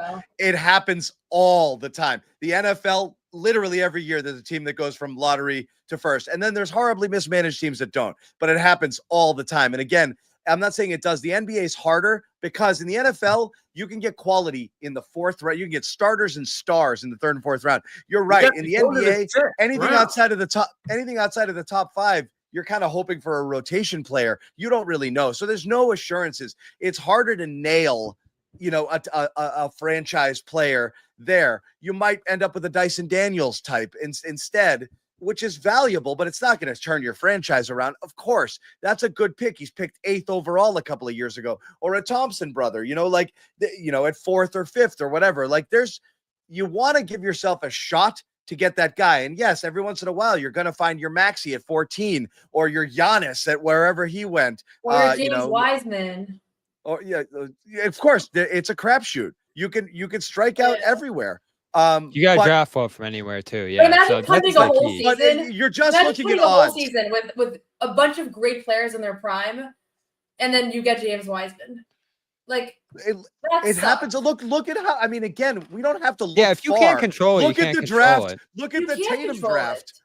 Look at the Tatum draft. You were psyched. But the Tatum draft was different because it wasn't their false pace. They got ball so lucky Tatum. with that. I know that. What I'm saying is you have your likelihood of hitting is higher. If you just break it down, you're going to find top 5 picks is where you're finding your all-stars and your franchise cornerstones. 5 to 10, you're finding starters. 10 to 15 to 10 to 20 rotation players. Not across the board, but that's the average. You're more likely there to find them. The deeper you get, the higher you get. The higher your chances, but nothing is a guarantee. You could pick first overall and grab a bum. Like, it's no question about it, but it's just a greater likelihood. You're really going to have to get lucky consistently picking in the 20s. My thing is really lucky. You can see that the 3 teams that have the top 3 picks this year, they pivoted to a tank mid-season when everything failed. So why not do that? Start the year with intention to win. And then be the 76ers, be the Dallas Mavericks, be the San Antonio Spurs. All 3 of those teams intended to compete this year. 2 of them intended to compete for a championship. And they weren't able to. And now they beat all the teams that spent last offseason being like, we're going to be so awful. And look what happened to them. They got screwed by the basketball gods because they're not supposed to go into an NBA season intending to be terrible. So I know, but you're just playing the percentages, Noah. You're just playing percentages. You're giving yourself a few percentage points greater chance to make an impact. That's what's it. The cultural? And I'll stop because I get your point, and I get why people agree with you. But I think just what Bobby's saying about the cultural implication of it is just how you become a bottom feeder. Like, these bottom feeders, it's been the same freaking teams my entire life that have sucked. And like, I think the teams that have avoided it are the ones that keep staying afloat. Like, you don't. I just don't. I think it's like a losing mindset. I understand, like the desire to be like maybe we'll stack our chips and. But this is different, right? You understand, but you understand water. The difference, right, Noah?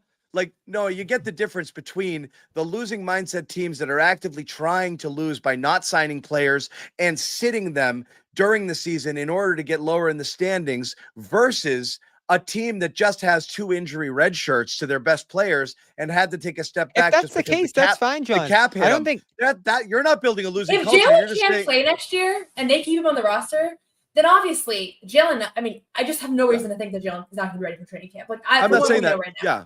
That's my hypothetical was it wouldn't be the worst thing in the world if he ended up with a medical red shirt, because that would assure you're going to end up somewhere. That happens. Yeah.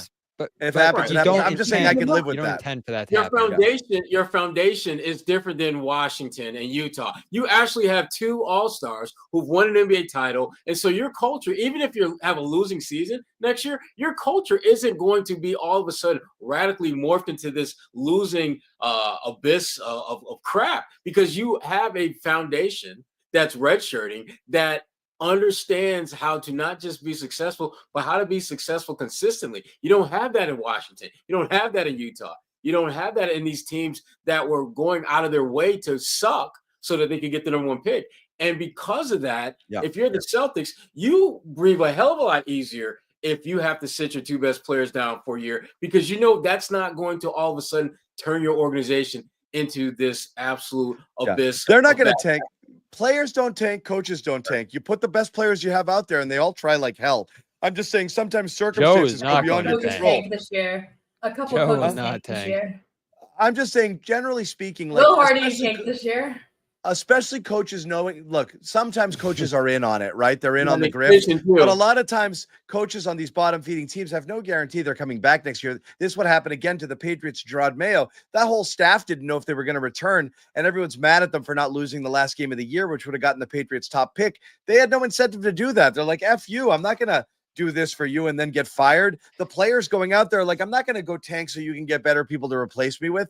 People are going to play. Like, the Celtics are going to be competitive next year because Joe Mazzulla is not going to allow it, and the players out there aren't going to allow it. So I'm not saying you can absolutely establish a losing culture when from the owner on down, they're like, let's not try to put a good team together this year. That's a different thing than they're going to try to put a good team together. We're going to take our medicine and go into cap jail for a year. And if we come out of it clean with more assets we had when we started, that's a good thing, because I can live with this and they can live with it. They're not going to say it, and they're going to say they want to be competitive. They'll be fine if next year is a total dud. If they know coming out of it, they've got a brighter future because of either trades or picks or whatever, they'll be happy. You know, there. Hold on. Before we do that, and we can continue the conversation, I just didn't get to it. Here, I do want to mention another one of our sponsors here at the Garden Report, and that, of course, is LinkedIn. They're back. They're back. Yes. Post your job. Yes, post your job for free on LinkedIn. Here, as a small business owner, you don't have the luxury clocking out early. Gelso does sometimes, but he's here in the chat. He's hanging out. But you can't clock out early and you need help. LinkedIn is where you get it. You can post your job here. LinkedIn new features can help you write job descriptions, quickly get your job in front of the right people with deep candidate insights. You get qualified candidates. Based on LinkedIn data, 72% of small businesses use LinkedIn, and they say LinkedIn helps them find high-quality candidates. We use it here at CLNS. We found several great candidates here on LinkedIn, and it is the place to go if you are looking either for a job or you need to post a job for your small business. So go ahead and post your job for free at linkedin.com/garden. Once again, linkedin.com/garden. When you do that, linkedin.com/garden, you get to post your job for free. Terms and conditions do apply. Back to what we were talking about, Bobby, you were going to say? Oh, geez. I think it popped out of my head. What were we talking about? We were talking about the organic tank is what I'm going to call it. Yeah. So I think back to the Warriors. The organic. Yeah. I'm trying to remember back to the Warriors because Clay's out. You're going into that year, almost similar circumstance to Tatum. And Curry goes down, right? If I remember correctly, early in that season, never see him again. And that's how that plays out. You didn't totally intend for that year to go as sideways as it did if you're the Warriors, which was, looking back on it, like 15 wins, something absurd like that. You couldn't do that if you tried, if you're the Celtics here. So I think that's where you end up tanking if something like that happens, where the roster's just decimated in a way that's out of your control. And again, we mentioned the Wiseman and everything that played out of that. The other lesson from that, which I think some people have mentioned too, is that you try to keep that core together if you're the Warriors. You did get another championship out of it because of the core players that you kept together there. So I think that's a good argument for keeping the core pieces together. But in terms of competing with those two guys, which you've mentioned, John, if you do keep Brown and Tatum together here, becomes a lot more difficult when you look at some of the guys that they've surrounded Curry, Green, and Thompson at that time with. It just became a major struggle to find talent. So that's a great example to me of what could happen if they do keep things together here. There's still that chance that you could catch lightning in a bottle and win another championship in 2-3 years, but you're probably not going to be in a prime position like you were last year and the year before that, where you're going to have the best team in the league and perennial opportunities to do it.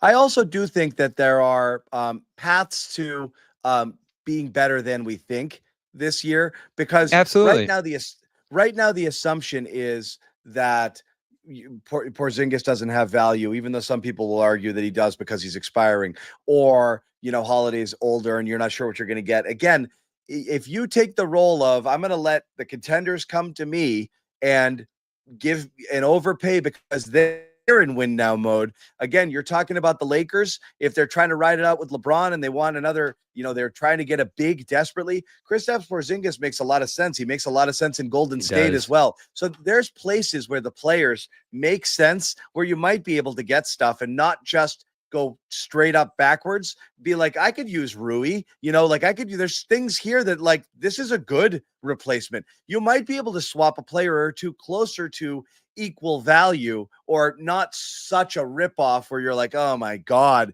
I just dumped a salary. That's not the end of the world. You hold the line, Jaylen comes back healthy, you make the playoffs and you're not as far off as you thought. Then you can start to retool with a little bit more cap flexibility. I don't think it's over in that regard. I just think it's over in this shape and form, and we have to come to grips with players are going. We just don't know what's coming back. That's the big thing here. Is it's really going to come down to how much people value what the Celtics are selling. And when I say be willing to sell it all, that might mean just get cheaper and see if people will overpay for you with young, kind of younger talent that can fill roles and be professional basketball players and rotation players that allow you to field an actual team next year that's competitive and that you can use when you come back with Tatum and whatever else you're able to reload with, now with the ability to aggregate salaries in a trade and trade your own draft picks and all of the things that you can do once you get out of the second apron jail. So I'm not entirely gloom and doom. I do think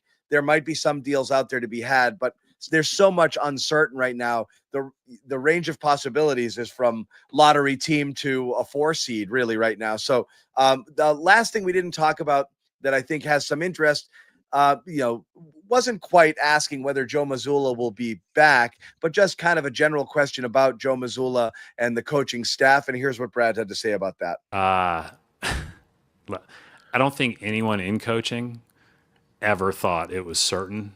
So I think uncertainty is what you sign up for in some ways. But listen, there's so many things that go into winning and losing, and, coaching's part of it, right? But, playing, circumstances, injuries, whatever the case may be, there's so many things. And so that's why I think it's so important to, I know how hard their jobs are, and I've felt for Taylor and for Mike. And obviously talk to both of them. And, but every year, good coaches get let go, and they're way better than everybody talks about them. I'm just telling you, cause I coached against them. They're way better than everybody thinks or knows. So, but that's the reality of our situation, because that's the way the world works. And then, there's other coaches that are really good too, that'll get their opportunities. And, but yeah, we're lucky that we have Joe here. We're lucky that we have the staff we have here, and we're thankful. So I'm not really sure why this question was about why coaches get fired and how it's that, because but I guess what we're trying to get at is, and it wasn't directly asked, Joe Mazzulla is safe. There's no reason to believe that he isn't, but I don't think it's ever entered Brad's thinking that Joe's not here. No, I don't think that's been anything that has been ever given an iota or a nanosecond of thought, in part because Joe has done exactly what Brad couldn't do, and that's win a championship. Brad has gone out of, I think Brad's experience as a head coach has helped him in his GM role to giving Joe the tools that he needs to be successful. And this is where things get interesting, because there's definitely going to be some form of paring back on with the tools and toys that Joe is going to have to play with. And how is he going to handle that? Joe is going to have to coach this team, I think, differently than he's done in the past, because he's not going to have as many options as he's had in the past. And so, again, I think that's part of Brad's thinking with Joe, because he's done a great job with what he's been given to work with. And there's no reason to think otherwise. The players, and the other thing too, and we talked about this a little, not today, but in the past, the buy-in from your best players. If Tatum was beefing with Joe, if Jaylen was beefing with Joe, then you might have a different conversation. But the fact is, those guys are all in on Joe Mazzulla, and Joe obviously is all in on them. And when you have that on your side, and you've won a championship, and you're incredibly young among your NBA brethren, there's literally no reasonable reason to cut Joe loose. Yeah, not yet. And the lame duck thing you're talking about, John, I don't think that impacts it too much. I think you can extend them and move on later, as Jimmy said, if you want to.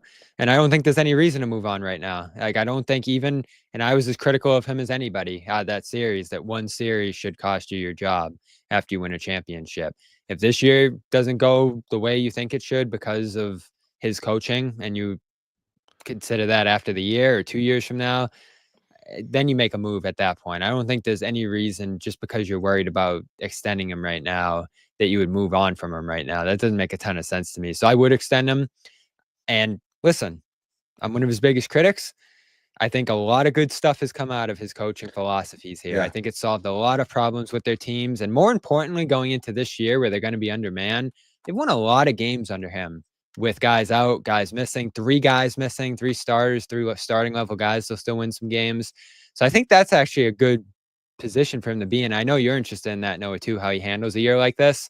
Temperamentally, I think that might be a question. Can he handle what's probably going to be a difficult year at times after 3 amazing seasons with no issues? I'm just What are curious those what it looks press like. conferences going to be Yeah. like? Yeah, that's what I'm excited for. I think Sherrod's point is the most salient to me around if he has buy-in from the star players on this team, the players that you're going to keep around and continue building around. I'm not sure exactly who those players are, but if they continue buy to believe into in him. the way that they've expressed to us countless times, then you keep them around. I also think the grass is just always greener with coaching. Like I'm on all over NBA Twitter, and every fan base wants the other team's coach. Everybody wants Mike Malone now, but the Nuggets Everyone fans wants were Malone. clamoring. Everybody wants, it's just so I just, unless you have a real fundamental, like, listen, the Tatum no longer believes in him. This is what happened in the locker room. Like, we have no indicators of that. What we do have is 2 choke jobs in games 1 and 2, which have reminded me of choke jobs under Ime and reminded me of choke jobs under plenty of coaches. Well, And listen, we they have deserve we some have fault two for those. We have 2 choked series, and 2 of the worst choked series, losing to an 8 seed, the Miami Heat 2 years ago.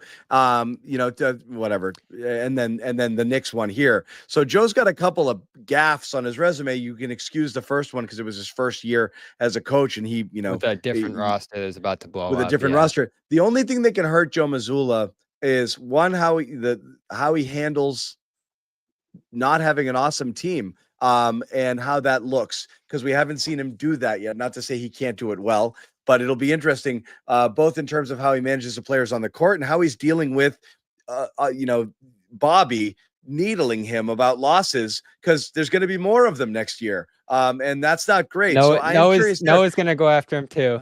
Right now.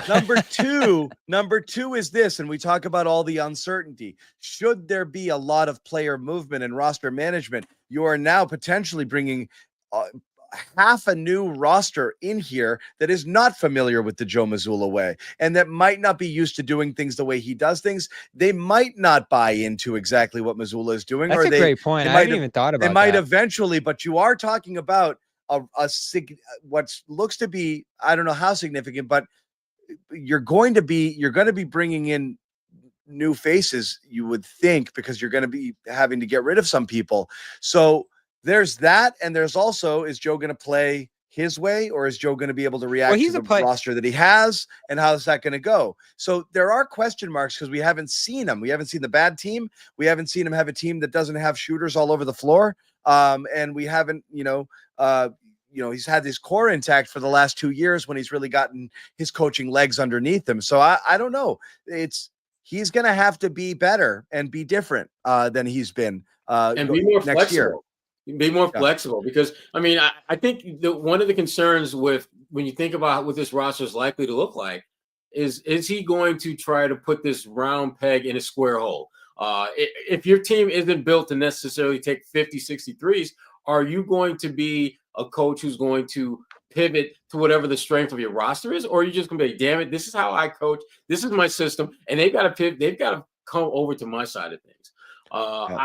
The example that I use, I think one of the best coaches at pivoting to whatever the strength of his roster is Rick Carlisle. I've seen this guy coach teams where he had one shooter and they defended the hell out of the ball, and I've seen him do what he's doing in Indiana, where they're looking to shoot each and every single possession within 8, 9, 10 seconds off the shot clock. He pivots to whatever the strength of his roster is. And I'm hoping that Joe recognizes that sooner rather than later, so that he can implement a system that gives his team the best chance to be successful, and not just roll out the system that he wants them to play. Yep. And we don't know what that looks like, because the players that he's had in his 3-year tenure all fit his system. And that might change, or they might literally make sure that every player that comes to Boston fits into that. I don't know if the system is the overarching principle that everybody has to feed into, because whenever we ask him about it, he always says it's the players. They're the ones that are have this character. They're the ones that are able to space the floor, all these things. But at the end of the day, like, they're all players that fit into his system, and that's why they're in Boston, and that's why a lot of guys that people throw out there as potential trade candidates would never end up here. Yeah, that's why Nesmith had to be shipped out, because he couldn't shoot, couldn't make shots. I miss Nesmith. I'm going to be watching this series going, oh. I'm not. He wouldn't be this good if he stayed in Boston. You're right. You're right. But it's all right. Hurts. Nesmith got you Brogdon, who got you KP, who got you a championship. Who got you Holiday, actually, right? Holiday, rather. Yeah. Sorry, Holiday. Right. Before we go, let's rattle through some super chats. Panel, could you see Brad pulling off something like dumping Drew to Brooklyn for Cam? I don't think that kind of trade's going to happen. Don't But think so. what about keeping KP and extending him for mid-level type money? Again, you got to pay him. You got to pay him the money he's due next year first. But if So we don't know what's going on there. Be Stoic talking about Brad and his gamesmanship tactics, not really answering. Nick Gelso, who was in the chat, our owner and founder. Why was Joe allowing Jaylen to be in play for season awards by playing him in meaningless games? Noah loves this question. We'll jump ahead. Action Benz. Remember how demoralized the Patriots were from falling to 5-11 in 2000? For those who don't follow football, they won the Super Bowl the next year. And then Roland, the Celtics find the GOAT, they'll be fine. D24. If a rookie changes the culture, did the team have a culture worth having? I don't know what that was in reference to, if we were talking about something earlier. No, I think that guy probably mistook us thinking that a guy coming in high in the draft would change things. I think losing would change things in terms of culture. That's just what I see across the NBA. And, you throw out Washington earlier there, Sherrod. I think the difference that you could maybe lean on is that the Celtics already have the winning intangibles intact. So you could just go back to that once you have that down year like Golden State did. But I still worry. I do, especially when you're losing guys who are part of that culture. Like, I'd hate to see Derek White go this summer. He's about as off limits to me as anyone else, just because to me, he's foundational to this team. You were a mess and a joke at times before he got there. He arrived and stabilized things in 2022. You went to the finals, and you've been this great team, I think, in large part because of the way he's accentuated Brown and Tatum since. So to me, this summer, I'm just hoping to keep Brown, Tatum, White, Pritchard. Beyond that, I was going to say, White you can do anything. I know. White and Pritchard are your two bang for buck guys. I mean, you're definitely getting significant bang for your buck with those two. So it doesn't make any sense to move them. But that's what teams are going to want. It is. You got to give up something of value. And this is what you have to factor in for all of this. And again, it's a far more nuanced discussion than one person wants to blow them up, one person wants to hang on to people. Like, it makes sense to hold on to your best players, but you have to look at it this way. The next time you play a meaningful game, which is when Jayson Tatum returns in 2 years, presumably, Jaylen Brown's going to be 30. Derek White's going to be 32. Drew Holiday's going to be 36, KP 31, and Al Horford 40. So you have to think of those players at those ages when you're starting to hopefully climb back up the mountain, and what you have and whether that helps you to have those or as many of those people still on the roster versus cutting your losses and saying, I'm going to be worse, but how long am I going to be good with these guys anyway? And again, why Derek White has to be in play along with Jaylen Brown is those are players that could be franchise-altering players for teams who want to win now, and they could give you a lot for them, and you will have to weigh whether or not that has more value to you in 2 years than holding on to them and then hoping you can continue to build around that core. It's a really tough decision. I don't envy Brad for it. But I do think, as we said, everything is on the table and everything's in play for this season and this offseason. So it's going to be really, really, really interesting what happens here. The conversations won't stop, but we won't have any clarity. A lot of speculation, we're sure. But again, we'll be with you throughout the offseason, throughout the playoffs. And then, as soon as the season ends, we're off and running. And crazy stuff could happen, and we'll be here for all of it. For those of you who don't know or who are new to the show, we got one Knicks fan who's never going to leave us alone, and Mo, and I'm fine with it. He's doing a victory lap. No, he loves it. He likes you guys. He likes it here. By the way, am I crazy for this? Show. Real quick, am I crazy for wanting the Knicks to succeed now? I feel like Noah did a poll yesterday, and 3% said they want to win the Knicks to win it all. I think the Celtics fans love the Pacers. They did last year in that series too. I like the Pacers. They love that. Everybody fell in love with that team in the conference finals. I love how Brad said it too, by the way, because I said I had Celtics in 7 over the Pacers, and they ended up sweeping them, and it was by far their hardest series. And Brad said today, he's like, we could have easily been down. He's like, we should have been up 3-1 against New York. We could have been down. We should have been down 3-1 against the Pacers last year. That's a team that gave them the business. But I like the Knicks. I actually like 3 of the 4 remaining teams. I like Cat. I like Brunson. I like the players on the team. I have no problem with Who any don't of you them. like? Minnesota? Yeah. Yeah. Better do that. Yeah. So as we were saying quickly, subscribe. Oh, no, not you can subscribe to Noah's Pod too, but I was going to tell you about that later. Subscribe to the CLNS Media Network on YouTube. Turn on your notifications. That way you know when we do new videos. And like this video, please share it with your friends. Tell everybody, hey, this is this awesome place where these knuckleheads go out and argue with each other for a couple of hours every night. It's great. Celtics All Access. A lot of great podcasts there as well. Noa Dalzell doing her You Got Boston podcast. There's a new episode that dropped today from the RBAC Center. Go check that out. Recorded live at 4:00 with Noah's initial thoughts on the press conference and state of the Celtics. And of course, the Big Three podcast with Sherrod Blakely, the Boston Globe's Gary I was on the Washburn, and Big Three NBC's this week. People were Kwani pissed. Lunis. They They were? wanted Gary. Were they actually pissed? We had a Bobby Manning sighting this week. They or were last clamoring week. I was for on- Gary. They were like, we want Gary's thoughts. I was on with Matt. I was on with Max today. You can catch the Cedric Maxwell podcast on our channel as well. Max and I did some memory lane stuff, and we got his thoughts. And Max introduced a new character, which you guys want to go check out that thing. Max You'll is see. character. Oh my God. Max has a new character that he added to his repertoire here. Before we go, and it is premature, but in a couple of hours, it will be Noa Dalzell's birthday. So we're gonna wish Noah a happy Wow, birthday thank here you. on the podcast. She's overwhelmed with emotion. You can tell here. Oh wow! I thank honestly you. forgot. I honestly forgot that it's almost midnight. You're right. Yeah, it's I almost heard Noah midnight. So loves her birthday. I hate my birthday, yeah, but I appreciate so, the well wishes, yeah. Okay. especially it from was- Mo. Yeah, it was totally worth it. Oh, Mo. Absolutely. Yeah. Yeah. Thank you, Mo. Yeah. Thank you, Mo. Happy birthday, Noah. Yeah. Mo's here forever. Cam, thank you very much. I gotta give a shout out to Ma I expect Irene, who's to be birthday for Mo next year too. yeah. Gotta give a shout out to Ma. I'm rooting for the Knicks. Also, partially these because of Mo. people that are always trying to be rude to me by saying that I'm like a teenager, I'll take it. You can say that I'm 19. I'd be happy to be 19. So this is a common criticism I get. I'm happy with it. So you can keep saying It's the Jayson Tatum syndrome, Noah. Jayson Tatum was Yeah, 19 for like 7 years. I'll take it. I'm not. Yeah, I do appreciate it. Ending already. We've been going 2 hours, Derek. You gotta and listen. So you don't be Derek, even though we love Derek because he's here all the time. Don't miss the show. Turn on your notifications. It'll tell you they're live. And follow us on our socials. That's going to tell you as well. Check it out. We just got one more super chat. We're going to throw it up there before we go. We got two more.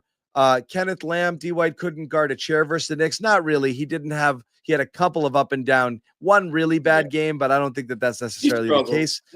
And this is for your birthday coffee, Noah. We'll make sure to give you 25% of this after Netflix takes its 30% slice. I mean, after YouTube takes its 30% slice, and that should get you half a cup of coffee. But yes, enjoy it. Yeah. Yeah, so that is good. Again, thanks to the chat as always for being here and hanging out and keeping it real, keeping us honest, being civil for the most part, which we do love. Once again, shout out to our sponsor, PrizePicks, #1 fantasy sports app in all of North America. Use that promo code CLNS when you download the app. Play 5, get 50 instantly in your account. PrizePicks, run your game. And of course, LinkedIn. Post your job for free at linkedin.com/garden. For those of you small business owners looking for qualified candidates, LinkedIn is the place for you. Once again, post that job, linkedin.com/garden. Terms and conditions do apply. We are out, but we're not going anywhere. We'll be here, as we said, throughout the off season. I don't know when our next show is going to be, but the best way you can find out is following our socials here or subscribing and turning on your notifications. But we do guarantee if there's any sort of legitimate breaking news or anything that merits immediate reaction, we will be here as quickly as we just sign that. We flash that GR in the sky and we all assemble and we come in and we do a podcast and we'll be here for you. So terrific coverage coming us from CLNS, folks. And honestly, this is going to be one of the most interesting off seasons in Celtics history. So there's going to be a lot to talk about. I have no idea what's going to happen. It's crazy. It really is fascinating. And whatever iteration of this team returns next year is also going to be fascinating to watch. It's just going to be different and I just know we're going to be stunned. We're going to be like, how the hell did that happen when it happens? It's possible. I hope so. Anyway, that's fun too. I'm here Yeah. for the stories. Yeah, I've seen a lot of winning. I'm here for story. I want to see what happens. It's an interesting chapter in Celtics history right now as they try to kind of forge forward, and the amazing flip they went from championship contender to should they blow it up in a span of 2 or 3 days is just nothing I saw coming at all. So super interesting. Stay with us here. Thank you guys for hanging out with us tonight.